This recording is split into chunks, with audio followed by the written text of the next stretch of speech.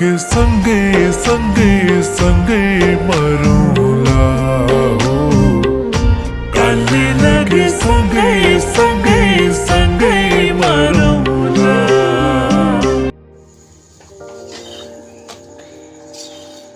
Hello guys, हामी चाहिँ आज आलु पराठा खान आँटेको। यस्तो बनाएर अनि यस्तो बेलेर यहाँ यसरी पोको पारेर अनि बेलेर रोटी बनाउन आँटेको गाइज। चट्ट लाएर यसलाई अब यसरी बेलिन्छ अनि कम्तीमा हालेर कस्तो हुन्छ रोटी अनि देखाउँछु ल तपाईँहरूलाई। हेलो गाइज, मेरो छोरीले चाहिँ अबे कस्तो राम्रो बनाएछ त नि। रोटी बेलेको यता चाहिँ रोटी बेल्ने मान्छे चाहिँ आफै बेलेको है। यो चाहिँ सिकानै सिकान भएको छ। मेरो छोरीले बेले कि लु लु खुम्छु है। त्यहाँ बिग्रो त छोरी, रोटी बिग्रो त त्यहाँ। लु यता पनि हेरिदेऊ न त नि। लु बेला बेला बेल्दा चाहिँ यस्तो भयो। अब कम्तीमा हाल्दा कस्तो हुन्छ हेरौँ ल। कम्तीमा हाल्दा चाहिँ हाम्रो पराठा चाहिँ यस्तो भएको छ। अब एकछिन हेर्नु ल गाइज कस्तो हुन्छ, रातो हुन्छ पुरै।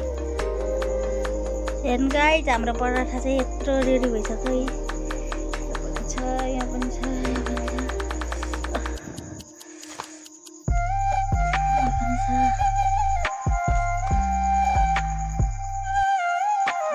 कति धेरै पराठा छ हेर्नु त, कस्तो लुलो न लुलो यस्तो लुलो न लुलो छ। कस्तो दामी भएको छ यो पालिको पराठा चाहिँ। हेर्नु त कस्तो तातो छ। हेर्नु गाइस कस्तो राम्रो छ। लुलो लुलो यो चाहिँ आलु पराठा हो। अझै पकाउन बाँकी नै छ। अब एउटा बाँकी छ नि, त्यो निकाल्छु अनि कतिवटा पकाइछु म देखाउँछु ल तपाईँहरूलाई। हेर्नु त गाइस, यो छोरी भन्ने चिज चाहिँ के होला नि। जे पनि दुखै मात्रै गर्नुपर्ने, दुखै मात्रै गर्नुपर्ने। आमाले जे गर त्यही गर्नु पर्यो। मैले चाहिँ यहाँ यो रोटी बेल्दै थिएँ आज, आलुको पराठा बनाएको नि त गाइस। त्यही भएर यसले चाहिँ यहाँनिर आफै रोटी बेल्दैछ। आफै खान्छ कि यो के हो यो। अब सुङ्खुलाई अहिले चारोमा हालिदिनुपर्छ। एक खेलामा दिएको यसलाई चाहिँ के गर्नु यस्तै चाहिँ खेलाइराख। हेर्नु गाइस, रातो रातो हुँदैछ मेरो आलु पराठा। कस्तो दामी भएको छ है। हेर्दै खाउँ खाउँ लाग्ने। यस्तो लुलो न लुलो भएको छ। यो चाहिँ आलु पराठा हो, काष्ट हो है गाइस। यहाँ म चाहिँ अघि आफ्नै त्यो लसुन रोप्ने ठाउँमा रायो साग थियो अनि टिपेर अनि अलिक काँचा काँचा यस्तो खान मन लागेर यहाँ चाहिँ रायो साग अलिक यसरी भुटेको हो मैले चाहिँ। अब यो पनि रोटीसँग अहिले आलु पराठासँग खानुपर्ने छ। माछा थियो अनि त्यही तारेको त्यो माछा पनि खानु हो अहिले आलु पराठासँग। आलुको पराठासँग खाने अलिकति थियो, नानीले अलिकति खाइ अनि यति। आज चाहिँ मैले पराठा बनाएको कस्तो हुन्छ अघि पनि देखिसक्नु भयो तपाईँहरूले भिडियोमा। अब टेस्ट गर्न गइरहेको छु कस्तो हुन्छ तपाईँलाई एकछिनमा थाहा हुन्छ गाइस। कस्तो राम्रो हो यो चाहिँ बाबालाई यस्तो नरम नरम बाबालाई लाग्नु तिनवटा चारवटा पाँचवटा खाइसक्नुहुन्छ। एउटा दुईवटा चार पाँचवटा खानु। 2 3 4वटामा खान्छु। एउटा नानीलाई 3वटा मलाई। यहाँ चाहिँ साग पनि छ। म चाहिँ भर्खर हात धुएर आएको है। साग पनि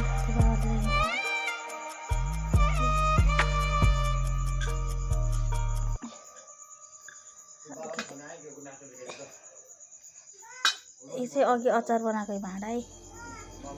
चाहिँ माछा लगाइदिएको। अब यहाँ चाहिँ हामी खाने, यो चाहिँ बाबालाई दिने।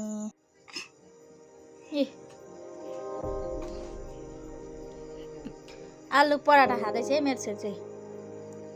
चाखेर भन त कस्तो छ, यम्मी छ कि छैन?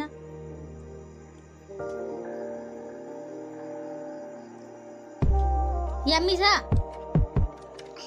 अब अमिलो रहेछ? यम्मी छ कि छैन भन्दैउ न? यम्मी छ कि छैन? खै त अमिलो पो रहेछ। नानीलाई पराठा खान दिएको त अमिलो भयो अरे। मुखै बिगारी त अनि। दामी भयो दामी।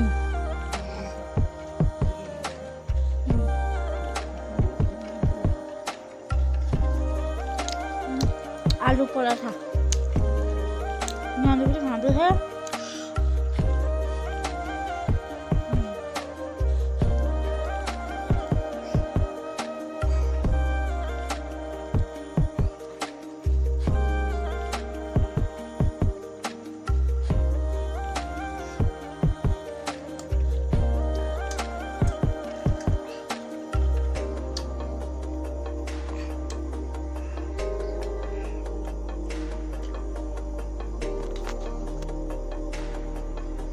दामी भन्छ दामी।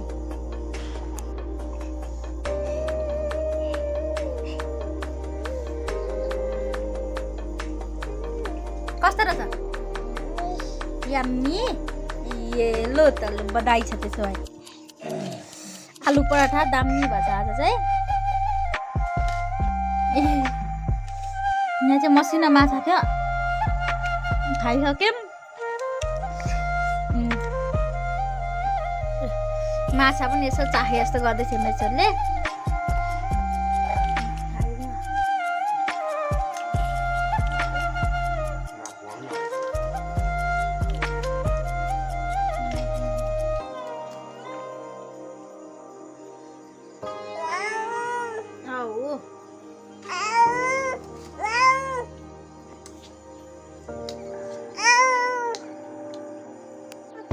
लु यम्मी रहेछ, खाऊ त।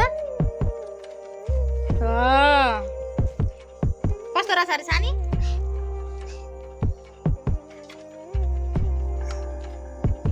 लु खाइदेऊ खाइदेऊ। आलु पराठा खाइदेऊ। के भयो? कस्तो रहेछ भन्देऊ न।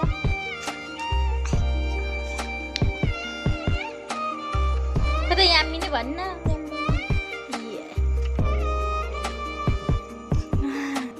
यति छ।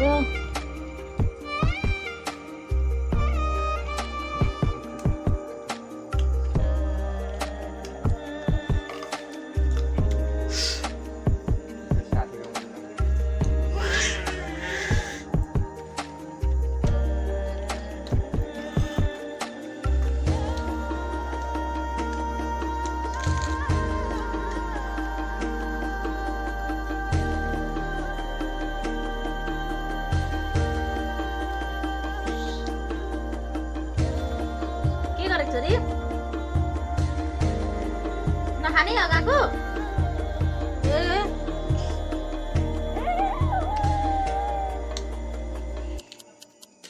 गाइस मैले खाइसकेँ। यति बाँकी छ।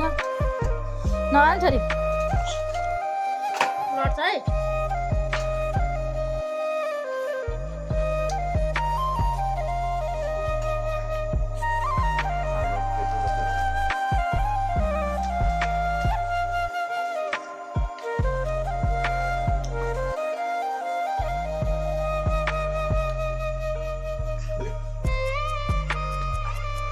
नखाने छोरी।